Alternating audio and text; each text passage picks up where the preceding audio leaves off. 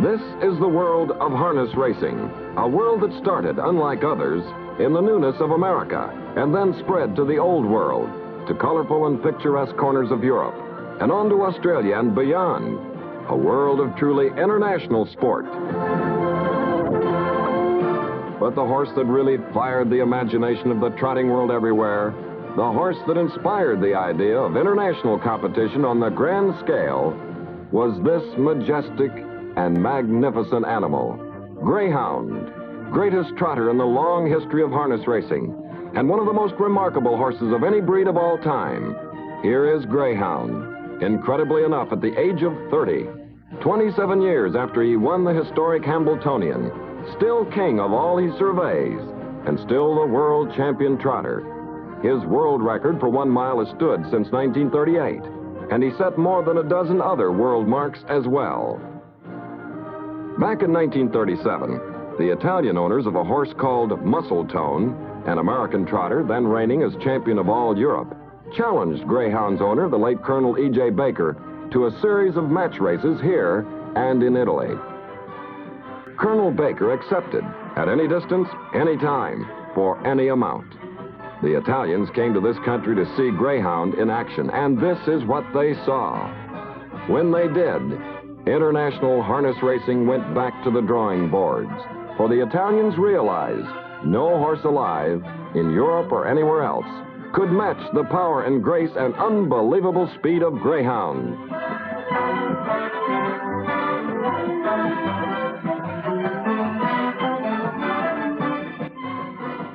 Good morning, afternoon, whatever it is, folks, when you're listening to this podcast. This is Steve Gibson at the St. Charles History Museum. I am your podcast host. Usually I'm joined by Eric Krupa, who is my co-host, but he won't be with me today. He's got some other things going on and wasn't able to make it. However, I am joined today by Nancy Brace and Jan Hine. We're going to talk a little bit today about the most famous horse in St. Charles, which as I start to think about it, even as I say that, I realize there weren't a lot of famous horses in St. Charles, so that wasn't a real high barrier. But you'll see as we talk today, we're talking about a very special horse. The reason why we're doing this is that on February 4th, is that the date? 1965, Greyhound passed away, and we're coming up on the 60th anniversary of his passing away, so I thought it'd be a good time to sit and learn a little bit about it, and Nancy and Jan are going to help me do that for you. So first off, welcome, Nancy. Thank you. And Jan. Thank you. And glad to have you guys here. We're going to start this out in the first half. We'll talk a lot about the history of Greyhound and how Colonel Baker is involved in all of this and the fun that he had with that horse and other horses. And then we'll move on to more of the legacy of Greyhound and what's happened since Greyhound passed away. We'll talk about that later on in the podcast. So to begin with, Nancy, tell me how you got kind of involved with Greyhound, or what is it that got you to focus on Greyhound? Well, Jan and I worked out at Flannery Farm, which is where Greyhound retired to in the 40s, and we knew the stall was there, but at that time, there was no internet, so you couldn't research anything. We knew he was special, obviously, because of the palatial palace that he lived in, and we really didn't know that much about him or anything because we really couldn't find anything out. And Walker's, Doc and Pat Walker were leasing the farm, and Pat kept that stall was always immaculate and always in perfect condition. There was still the couch and a couple chairs that were there when Greyhound was there, and a few other little artifact things that were there. There's still some trophies there. The blanket with his hair on it, and that's about it. And we knew that stuff was sacred because Pat kept that room all up really nice. And when Doc and Pat left to go to a different farm, the stuff started disappearing out of the rooms and stuff. The trophies disappeared. Somebody took a blanket, a painting, and some other stuff kind of, we don't know what happened to it. So we took it upon ourselves as like, where's this stuff going? And I think, wasn't it the guy that was leasing the farm loaned some of the stuff to the museum here, which is still here. Correct. But we were like, well, it's not really his to loan out, so we got very concerned about it, and that's, I think, when we really started to say, okay, this is on us now. We have to watch this. Mm-hmm. And Jan, I think at first it seems like a good idea, and then like a lot of good ideas, doesn't this thing kind of spiral for you guys? Yeah, it actually, like any good things, it imploded and turned into a very big project. And when we started it, we just were wanting to make sure and no more items were taken out of the stall. So we would visit from time to time. And then in the interim, there was several different people that leased the farm. So when things started to kind of disappear, we wanted to make sure they were going into the right hands. The museum, some of it I think might have gone to the Baker Hotel. I can't remember. But anyway, so the last person that was the leaser of the farm, thank goodness, he was very good to keep us in the loop. There was a couple of race bikes there that were Greyhounds. And we went one time and they were gone. And he said, don't worry, we sent them out to the owner of the property, which were the McKees that lived in, is it Des Moines? Iowa. Yeah. And so we actually drove out there and they were there. So we were very concerned. Yeah. And that's when we thought, okay, so this he's telling us the truth. Because we were really upset when those race bikes were gone and jog cart or whatever. Race bike, right? And one jog cart. Yeah. So from then on, we were just kind of keeping inventory. We came here to look at some stuff. The cooler with the hairs on it was here. A couple other things. There were still a couple of trophies at the museum, at the hotel. Yes. At the Baker Hotel. They were in a case. Some of the prestigious ones were missing, like the Hamiltonian, but we may come across it yet. Somebody has it. We know somebody has it. So My memory of Colonel Baker is that he had horses prior to Greyhound. That's correct. Yes. Yeah. And he liked horses, right? That was one of his favorite things that he had was horses. And it turns out that in 1932, Greyhound is actually foaled. We've got the date of June 4th here out of Kentucky. And at some point in there, I know somebody brings Greyhound to Colonel Baker's attention, and he ends up purchasing Greyhound for $900. That's $900 in 1932. I mean, even today, that's probably maybe $10,000, something like that. Yeah. So he brings the horse back, and he basically has it trained by Sepp Palin. Yes, he had a lot of quality trotters and horses that were on the Grand Circuit, which is the highest ranked horses in the United States. And I think that's probably why Greyhound went to Sepp. Colonel Baker didn't really cut corners on anything when it came to stuff that he liked. That was for sure. And I think it's kind of important because I talk about this in some of the tours that I do. Colonel Baker is literally a Kentucky colonel. Okay, he's kind of like Colonel Sanders, the Kentucky Fried Chicken guy. Same kind of, I think, almost the same era. They both got their colonel papers. So that's where that comes from. So he's known well in the Kentucky horse industry and things like that, and they respect the things that he's doing. And so anyways, he began racing as a 2-year-old, and then when he was 3, he actually raced is the Hamiltonian a 3-year-old race? Is that what it's for? Okay, so correct. As a 3-year-old, then Colonel Baker had enough faith in him that he raced him in the Hamiltonian, which is literally the Kentucky Derby, almost the Triple Crown race of trotter racing. And I guess we should maybe back up a little on that because I'm not sure people today understand the difference between thoroughbred and trotter. So you guys want to explain what the difference is between those two? Well, the thoroughbreds, they're ridden by jockeys. The trotters, and there's actually 2 gates that race trotters and pacers.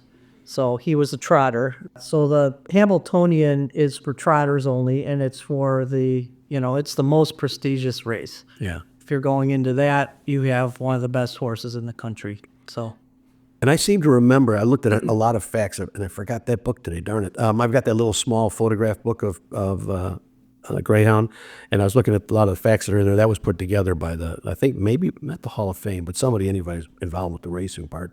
But as a 2-year-old, he had a pretty good year too, right? He was racing and winning stuff that nobody thought he would win, even as a 2-year-old. And so when he qualifies for it and he gets into the Hamiltonian.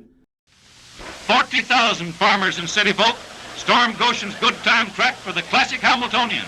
Shrewd, horse-knowing David Harums look 'em over before invading the betting ring. E.J. Baker's Greyhound is a 1-2 favorite in this Kentucky Derby of harness racing. They're off in the first heat. 9 of the Grand Circuit's fastest trotters step out for the $33,000 purse.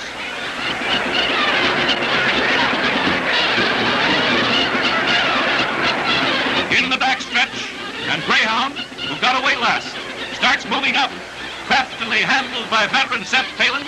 The streamlined gelding, who cost but $900, overhauls the leaders one by one. His piston-like strides are not lost a race this season. Heat up the ground as he sweeps into the lead. In his quest for the $18,000 first prize, the silver-skinned flyer turns on the steam, and his win in this heat forecasts another in the second. King of the Trotters. He doesn't just win the Hamiltonian, right? He kind of blows everybody away in the Hamiltonian, and he set a record of 2:01 for the mile. That's just one record for Greyhound. We'll talk a little bit more as we go through this. Greyhound set all sorts of records. He set records in races that horses wouldn't be able to reproduce for into the 60s. I think he had records that were still holding. I think he probably still has a couple, if I remember right. Not necessarily timed records anymore, but other records. Right. I think one of his last records was broken Recently, like 3 or 4 years. Yeah. some stood for over 50 years. Yeah. Amazing, yeah. Anyways, he raced from 1934 to 1940, competed in 82 races, won 71, finished second 6 times, and third 2 times. Now, if I'm a betting guy, that's a pretty good horse to be betting on, right? Yes, it is. What are we at? We're at 8, and 79 out of 82 races he finished in the money. Right. That's amazing. Yes, it is. Set 25 world records. Among those he set the world record for the fastest mile, 1:55 1/4. He did that in 1938, and according to this, at least that record stood for 31 years, which that's 1969. That's 4 years after Greyhound passes away. And another thing they did a lot there, as I was starting to research, was they had kind of gimmicks that they did with him, right? They would run him against thoroughbreds. He did some racing against human beings, right? I know they did some of that. He did where they put him with another horse. Double hitched. Rosalind, who was she was a mare, and she was the best at her time, the best mare. Did they race, or did they just race for time with that, or run Time. for time? Just for time. Okay. Time trials. Yep. Okay. He didn't sire any offspring because he was gelded. But amazingly, if you go back to the 1930s and 1940s even, because at 1940s his shadow was still on top of all of those records and everybody talked about him all the time. He pretty much was the face of trotter harness racing. Yeah. And that's pretty cool to be St. Charles. We're not a Kentucky, we're not Lexington. And here's this horse. And when he retires, does he retire here to St. Charles? Personally gets here? He actually retired first up at Northbrook. That's right. Okay. Yeah, and he was at the, I can't remember the name of it, but yeah, he was at a really prestigious farm up there. that Colonel Baker owned. Oh, yeah, that's right. That's right. It was another Baker farm. And that's where Colonel Baker would throw him these fabulous birthday parties and have all this stuff, and everybody would come and all dressed up. it was a family fair. And all it was a party. Baker Acres. Yes, That's it, Baker Acres, yeah. And I was looking, and I think there's streets up there, or maybe even a few streets named after some of his horses. Yeah. So, he threw these huge parties, and I looked to see, I don't think he was really paying a whole lot of attention to the exact date of the birthday. He threw an annual birthday party for Greyhound is what he did. Yeah. And then he became like a secondary hero after he retired in 1940 out here at the farm. And I don't know, you want to talk a little bit about that, what that experience was like for Greyhound and for the people that came to see him? well, Nancy, the stats, how many people? Well, I know that he was used as exhibitions. He went out on a train to Hollywood Park, and Doc Flannery exhibited him out there, basically just, back and forth on the track, and people got to see him. And I guess he was a draw because people wanted to see him. It was the Depression or during the Depression and stuff, and people needed something to look up to, and he was He was the Seabiscuit of harness racing. Oh, Yep. Yeah, and people grew very fond of him. And so back at Flannery Farm, when he was there, he had many visitors. What was it, 30? They said that over 30,000 visitors came to the farm, and there were 17 countries, and I believe all 50 states, and everybody signed a guest book, Yeah, there's a guest book. and that is at the Harness Museum in New York. Gosh, in New York, yeah. So something else I heard, if I remember this correctly, I don't think Greyhound was the friendliest horse. Is that correct, or is that a misrepresentation? Because I don't want to start a bad rumor here. I think he was a bit spoiled by Colonel Baker. Like they said, some of the people we talked to, they actually McKee's and even Norm Scala, his farrier, when he was retired. When Colonel Baker would come up the driveway, it was a very long driveway to get. It was probably maybe a quarter mile. Yeah, and he would see his vehicle, and he'd come out of it. He had an open where he could stick his head out of his stall, even though he was still in this apartment. Yeah, and so he was waiting for him. But yeah, he spoiled him quite a bit. So it was more. It wasn't meanness. It was just more. He knew who he was. Yeah, And he expected the respect. he needed to be treated like that. Yes. So now, something else that I remember reading is, and I want to give everybody this image in their head, he had a tremendous setup for his stall. And the easiest way for me to describe that is, especially for people like me, being a boomer that I am, if you ever saw the show Mr. Ed, okay, there's a stall set up in this guy's garage, or it looks like his office. There's like a Dutch door that opens up, and the Dutch door opens up, and the horse's head sticking in. And literally he's sitting there talking to Wilbur as he's drawing buildings as an architect, I think is what his job was. And when you see pictures of the stall, not only where it was originally out at the Flannery Farms, but now in the Hall of Fame, that's literally the first thought that came to my mind. Okay, it's the exact same thing, right? You got literally a Dutch door, and there sits a desk where somebody would be doing their work. That gives you some idea of how spoiled he was, right? Yes, it was like that, only on a wealthier basis. The materials used on that stall were, we can get into that later when we talk about the stall, but yeah, there was no expenses spared. Yeah. So, I could see how he could feel spoiled after a while, or special after a while, that's for sure. yeah. So he lives out at the farm there. Colonel Baker himself passes away in 1959.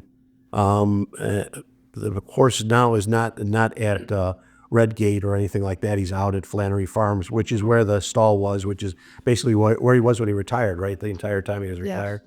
And then February 4th, 1965, age of 33. Is that old for a horse? 33? Yeah, I mean, they get to be that age, but that was a long time ago, and they didn't have, the things to keep them Antibiotics. stronger like they do these days. But that it's long, but it's not unheard of. So I guess that makes the point that he didn't get beat up too bad while he was racing either. They didn't race him till the day he dropped. Right, exactly. I mean, literally, let's see, 1940, he quit racing, another 25 years off pasture. That's not bad. No. I'm shooting for that same thing myself, actually. It would be ill, or So, of course, in 1965, then, I read that when he's buried, they bury him at Redgate, which is Colonel Baker's farm. There are other horses buried there. I'm not sure what other horses. Do you know other horses that are buried there? And some dogs. And his dogs are buried there. Yeah. It's buried there. But it's an important place to him. I mean, every day he can see that. He's reminded as he walks from house to barn or out of the house to get in the car. He's literally they're there every day in front of him. It gives you some idea how much he loved those animals that he had And I think that kind of speaks a lot to any person is their love of animals. So Exactly. kind of really makes you think special of Colonel Baker. Other than that, I mean, we could go into all of the people that saw him and everything else, but the best way to put this is he literally was a celebrity. No way to deny that. And in 1930s, this is the time when like the movies are showing in the little newscast in the middle of the movies and things. And he's getting all sorts of celebrity treatment there. And then again, the birthday parties are pretty much the event to go to. And we're not talking like, everybody from St. Charles got on a bus and went. These are people from Chicago that are coming out, celebrities flying in just to be a part of this event. So I think that's all pretty cool. And it speaks to what Colonel Baker's idea was for St. Charles, too. He didn't build just a hotel in St. Charles. He built the Hotel Baker, which he wanted to be a competitor to anything you'd go to in Chicago. And he positioned it as such. I mean, we just recently talked about it for the 1933 World's Fair, 1933, 1934. He actually put signs up on Route 64 all the way back out west, kind of like the old wall drug signs. And he said, when you're going to the fair, be sure you stop in St. Charles. And this is a great place to see the fair from. It's not only he said an hour away from here, and a great place to operate out of. So Exactly. If I can just add in too, at those parties, it wasn't only celebrities, it was other top horses that would come. Rosalind, who was some of the other ones. I mean, there's a lot of the other top horses in the country would ship to his parties, which is, not cheap. And, it was the A list for horses. So it's amazing. I like, again, I don't think we can quite capture it just audio or anything like that. But when you think about the competition, this was the heyday of harness racing, the heyday of thoroughbred racing. This was millions of people were involved in the sport at that time. And they're, here in Chicago, we talked a little bit before the podcast. I was actually born in Maywood. We had Maywood Park, which was a trotter, which was harness racing in there. And when I grew up, that was a big thing. That it is as much as Arlington Park was for thoroughbreds, Maywood Park was for harness racing, and a lot more convenient for most people in the city than to get out to Arlington Heights. So right. But anyways, okay, so let's kind of twist then a little bit. So 1965, Greyhound passes away. Everything kind of settles down. We've got Greyhound is buried out at Redgate, and Flannery Farms continues to be a stable. Is it a training facility at all? Well, after Doc and Pat Walker moved down to Springfield and had their own place, it was leased out and was mostly a boarding stable. Riding horses, yeah. Okay. So it was just used primarily as that. But you said that the stall was sacred as a sacred. Oh, yeah, it stayed.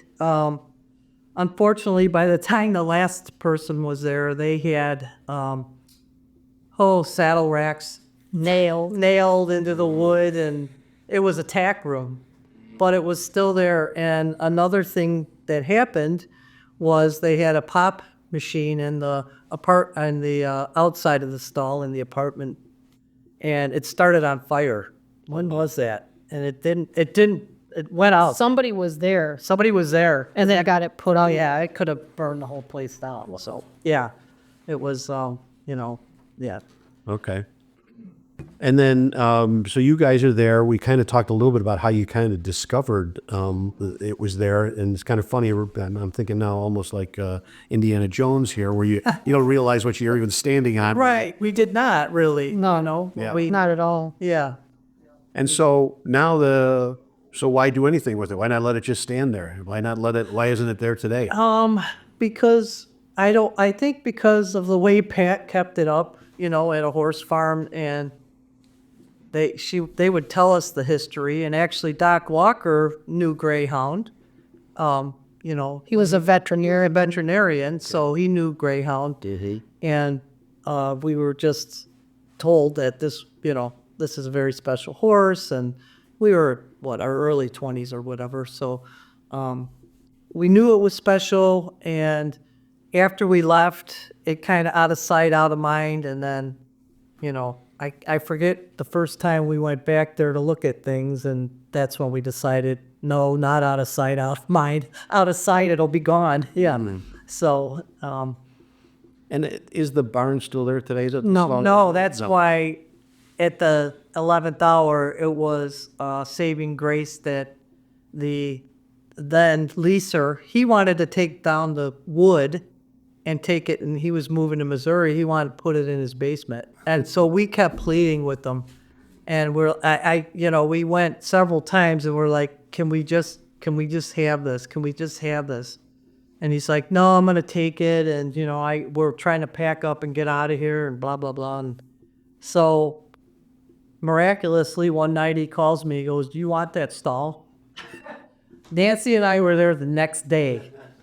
And we're not carpenters, but, from there, it's another story about taking it down. Well, you guys did a great job on that. I know listening to another interview that you did, and I mean, that's like a science to do that. I've been out to Greenfield Village. I've been to other places like that, and to it's not just the taking it apart; it's making it so it's possible to put it back together. Right. That's the numbering everything, Yeah. packaging it, and keeping everything in order. And I mean, what was the date on that stall stamped on some of that wood?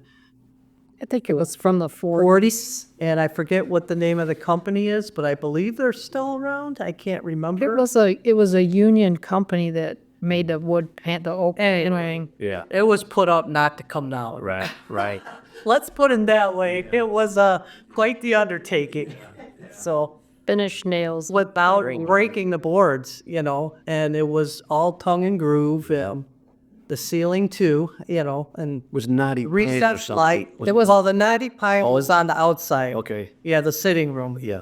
Everything else was oak. Okay. There was an air conditioner in there, and just so you know, I mean, he had all those entities, copper webbing on that wing of the main barn next door, so he could see the other horses in the barn.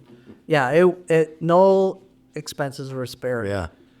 So you're going to take the stall down. What are you going to do with it once you get the stall down? Right. Well, we had gotten a hold of the Harness Racing Museum, and they, took it in. They had to take down another exhibit to put this up. So, that was the deal we made, and we got it out there. Yeah.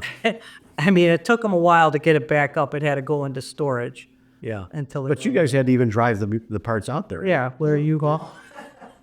Yes, we did. I'm surprised, as the experts you weren't asked to put it back together again for him. Well, we wanted to be there, but missed out on that part of it. Yeah. We really wanted to be there to make sure everything went back copacetic.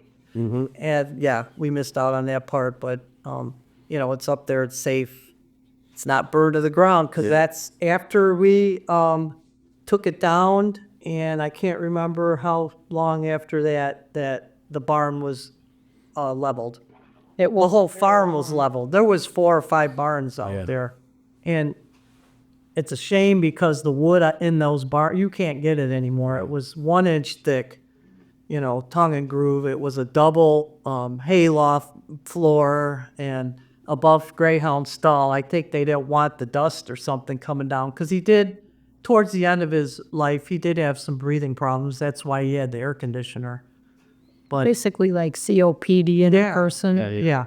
It's called heaves. Okay. So he had trouble breathing. Yep. So it was then the time when we pulled up after that, after the stall was out and safe and everything was just rubble to the ground, it was really, disheartening, but we were happy we were able to save that. Well, I got to say, for a way to memorialize a horse, you guys hit on probably the most excellent way to do it. Unlike Roy Rogers, you really have put something in place that people can stand in front of and go, this horse was special. Yeah. Okay, this was people respected this horse till the day he passed away, which then leads you to, like me, to start looking into what was so special about this horse. What was the reaction of the Harness Racing Hall of Fame? I think was pretty nice. I think they really do love having that exhibit there. I think that's special to them.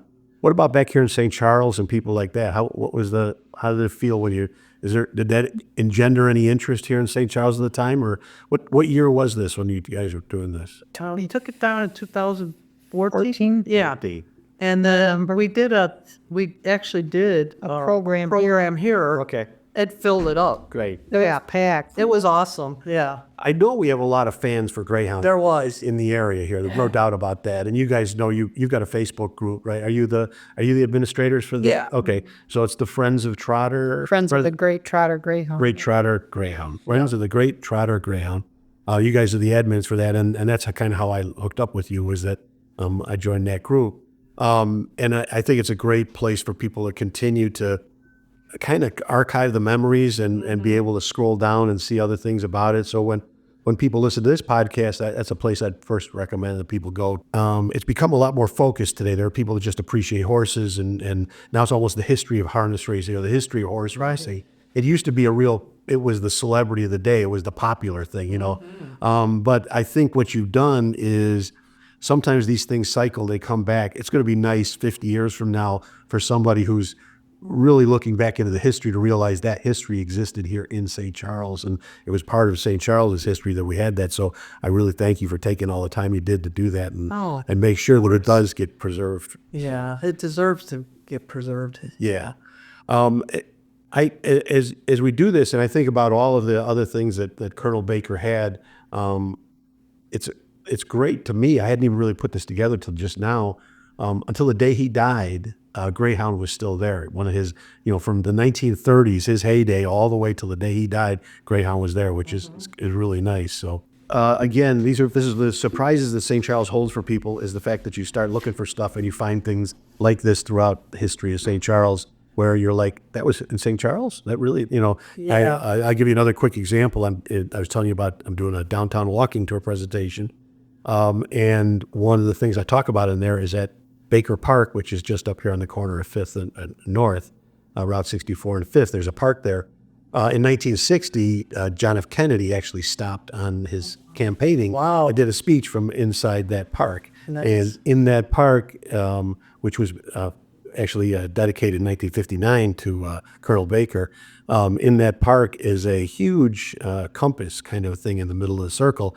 And it actually points due north, but it also kind of points exactly at the spot where Kennedy gave his little presentation from. And it says in honor of Colonel Baker is why the park is there. It's called Baker Memorial Park, yeah.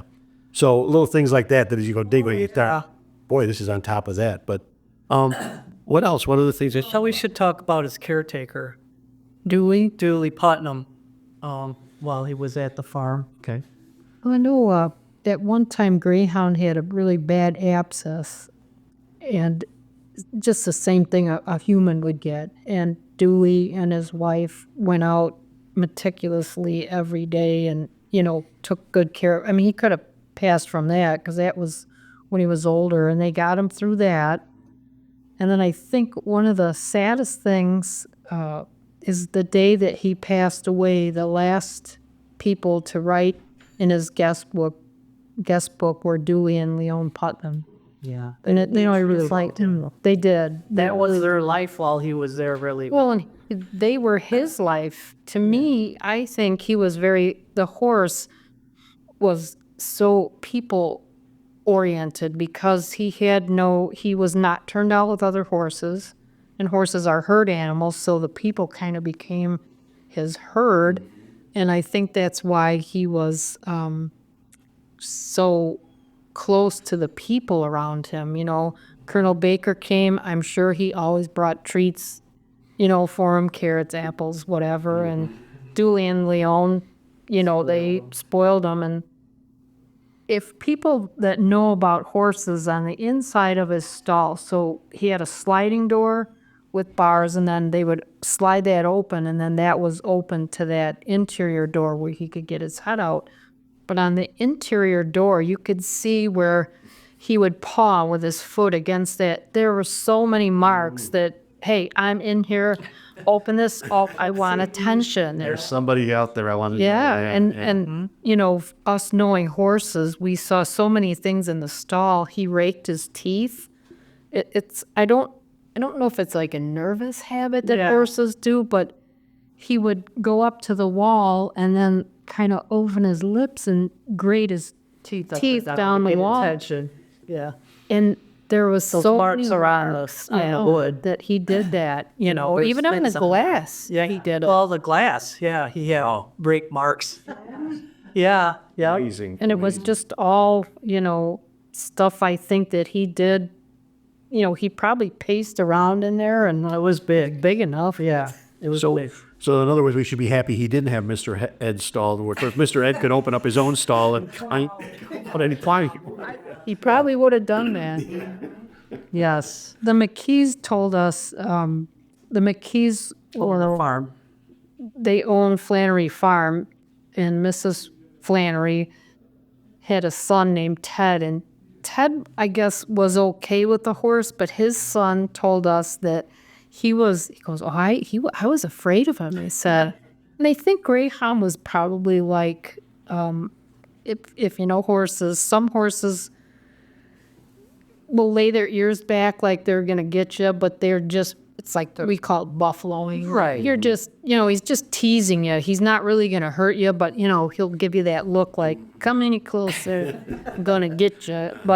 And I think that's what he did to maybe get attention. Yeah. Like a little bratty child. Right, exactly. Well, I guess the other thing is people don't normally run into horses of the size of Greyhound, okay? And I think you see it with dogs. People will. I have a dog that used to live behind me. It was a Rottweiler, and I have a rat terrier that weighs 12 pounds. And when we would go out, that Rottweiler would come up to her, and she would set him back 3-4 feet because she just gave him. And he was, he acted tough. He was always acting tough, but he wasn't. Right. I believe that was Same his thing, demeanor. Yeah. And horses know when they're great. They just know when they're something special. You see it a lot with some of the top race horses or competition horses. They know it. They know when they're something special, and he knew it. When I watch that Hambletonian race and see how he finishes the race, because he comes out of the crowd coming out of the final turn, if I remember right, and he just sees the finish line, and that's all he's pulling for. And Right. It's harness racing is so different from thoroughbred to me because the horse really is. There's nobody riding them. Okay, they're running. Okay, is what they're doing. Somebody's controlling the direction and keeping them going, but they're literally running. Their head is running the race instead of somebody, kind of leaning on them and stuff like that. So when I see the way he just takes off, it's like he didn't even worry that how far ahead he was. He was just going to run. Good to go. Good to go, yeah. And I'm sure that's the reason why everybody kind of loved a horse like that. Like you said, back in the 30s and what was going on with the Depression and things like that. Yeah. It had to be wonderful to go and look at a constant winner who was absolutely the antithesis of most of the other harness racing horses, right? Here's this gelding 3-year-old gray. Gangly.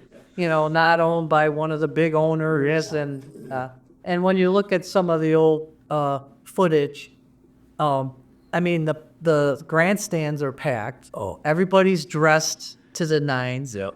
It was a big deal to go out and watch these races, and especially when he was there.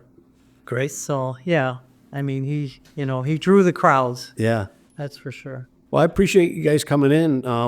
We'll stay in touch because I'm sure I'll get some feedback from this and people have some questions and things. Oh, sure. And I really appreciate, for me too, it kind of brings Greyhound back for a little while here to sit and talk with them and talk about him and actually rehash the history and stuff like that. So I appreciate that. And anytime something comes up, just let us know here at the museum, and we'll be happy to anytime, I think, celebrate Greyhound's life. I just wanted to add in, I did touch on his farrier, Norm Scala, who is also a big part of St. Charles. If you bring his name up, most people probably our age, if you're from the horse communities, know who he is. And we met him out there after they leveled the place, and we sat, and I don't know where that interview is, but we did an interview with him, and it was quite nice. He had a lot to say about Greyhound because he was around him. Mm-hmm. And, I just want to add that in. Great, yeah. Is there anything else, questions that you might? I don't think so. I think that it would be nice, like I say, to continue the conversation one way or another. And maybe we'll have another podcast about it later on. There's lots of things about Colonel Baker and his animals, okay, that I think we could touch on and spend a little more time on. So I'll stay in touch with you and see if there's something else that comes up. We'll put something else together. Yeah. But I think this, for me, helps put a better face on the whole thing. I really think the story of you guys taking the stall apart, not being, remodelers or renovators, packing it all up in trucks, getting it down to Goshen, New York, and then I think you surprised them a little bit with all of that actually happening. And then when I see the pictures of it, I have to go down there myself and see it because it's just amazing to me. Like I say, if it's the most you could do to memorialize that horse without having that horse standing in that stall. I mean, it's really great. I mean, it would be like taking your childhood bedroom to some museum and, hey, there's Albert Einstein's bedroom. Mine was a mess, but no. So mine still is, yeah. But I will say when we were working on it, and there was no electric there, so we were there at night sometime in the pitch black. I mean, we both felt like his presence was there, and we have some photos that are, I don't know if you saw them, that kind of show him in the background. It was just a really cool experience, and to do it with, one of my best friends. We met in the horse industry. We met at Poseidon Stables in Wayne. It was a swimming pool farm. We were young, teenagers, I think. And so, it's a long relationship, but cool. We had how long did that take us? I think it was only 93 hours. Because I was keeping track of the hours that was spent there just to see. Mm-hmm. Wow. How much. But we were there at night sometimes, and it was really weird. Sometimes all the horses were gone. The guys. Oh yeah, it was there were no more horses, and we're working away, and all of a sudden we just hear, bam, like a horse kicking a a wall. There was no horses there. What? There was nothing there. We stopped and we're like, okay, what's going on? Yeah. So, wow. Yeah, it was very interesting. And like you said, we can get into that more later at another time. But yeah, I was holding that picture up. The last day we were there, we had just gutted the place and we got everything out. And we looked through the stall from the sitting room back through the stall, and there was more stalls behind that, but we had taken the door, so the whole door was off. And we didn't, there was I think it was foggy that morning, so the barn doors were all open, so fog was in there, but I didn't see anything, looking there. I just took pictures. Okay, last day. Get home, and we start looking at the pictures, and in that back stall behind the wires that were on that stall, there's a horse, and it's gray, and you can see his eye, you can see his ears, and it looks just like, well, when we were at McKee's, Ted McKee, I think he was in his 90s, he goes, we didn't say anything about it, we just put it in, I think he was watching the video, and he goes, there he is. Yeah, he saw it, right? Yeah. Oh, we need to send you the video then. Oh, that's on YouTube. Yeah, I'll find it. You watched it today. Yeah. It was I know. It shows us taking it apart and everything. There's a few videos, so what would that one be under? Do you remember? It's just, I think, the stall dismantling. Yeah, stall dismantling a Greyhound. Because I will bring it up. Pictures throughout the process, and and then you made a little book too, which is kind of nice. So one of the weird things, Pat Walker said, the office was in the barn because Walker's they bred standardbreds there, so it was a big breeding operation. So the office was there, and back in the office, after one of his parties at Baker Acres, there was a big pile of photographs that were taken at Baker Acres. Said it was a big pile of them. They were on the desk. Someone took them. I know. So, she goes, they came back in, they're like, oh, what happened? Where are they? So, what the sad thing to me is somebody probably got those photos, put them in a shoebox in their closet, and they passed, and their kids are like, well, we never owned a horse. Like, what's this? You know where it went? By Sadly. Yeah, a lot of those, and that's why I think it's important to capture this stuff and then Oh my gosh, yeah. put it in context. Because Yeah. without context, boy, a big great. Yeah, what is this? Yeah, right, exactly. And then the brass nameplate. Oh, that is installing. missing. We've been looking for it. But when out in Iowa, I asked Ted McKee, I said, well, do you guys have the brass nameplate? And he goes, we might. So I don't know if that means they did have it, they didn't have. I know they had the Hamiltonian trophy. They had his trophy because the Chronicle ran an article about the farm, and there's a picture of Mrs. Flannery holding the trophy. yeah, Yep. which I should have brought that today too. I know. Oh, wow. Well, I'll get it to you. okay. Well, again, I appreciate coming in. I appreciate you taking the time. We are going to put this thing together. We'll share it with everybody in the museum here and stuff like that, and make sure we get the word out. And Greyhound lives. Yes, okay? it does. We're so glad you're resurfacing him again. He deserves it. He does. He does. And if it weren't for people like you, we did what we did, but it's kind of in the past now. And We can't remind every few years. We got to remind people. So yeah, definitely exactly. Keep it going. Yes. Thanks you so much. Thank you. Nancy Brace and Heine. Jan Heine. Okay. Just a couple more notes before we sign off here on the podcast. We are closed in the month of January. By the time this comes out, it'll be February, so we should be back open, and I encourage everybody to stop by. We are working on new exhibits for 2025, and I believe that the biggest exhibit is going to involve the indigenous peoples that were here in the Fox Valley. So a lot of great information there for people, I'm sure, and new discoveries for people to make. I am doing a presentation on February 13th at the St. Charles Public Library. It is sold out at this point. There is a waiting list, and I think if the waiting list gets big enough, they may schedule a second session. But if nothing else, get on the waiting list if you're interested. And why would you be interested? Well, it is a virtual version of my downtown walking tour. And so if you don't want to walk for about an hour and a half through downtown St. Charles, and as I always tell people when I start, it's uphill both ways, you might want to sign up for this because you can sit in your seat, and we're going to do it all through slides, and I'll talk about each of the buildings and some of the things that we discover when we take the tour. So that's February 13th. That's being done by the St. Charles Public Library, not by the History Museum. So go to the Public Library website to look for that and to register for that. Anything else coming up, you'll be able to find on our website at stcmuseum.org. And, of course, share this podcast with your friends so that we can get more people listening. In the meantime, this is Steve Gibson, and I will talk to you again soon. The race is over, and with it, the laurels and pomp and ceremony befitting an international sports event of its stature. But 1,000 miles to the west, near Chicago, the great old warrior that started it all goes right on with life, unconcerned, possibly in the knowledge that his records and his reign go on unbroken. He is still the monarch of the realm, still the world champion trotter. And he still has memories all his own.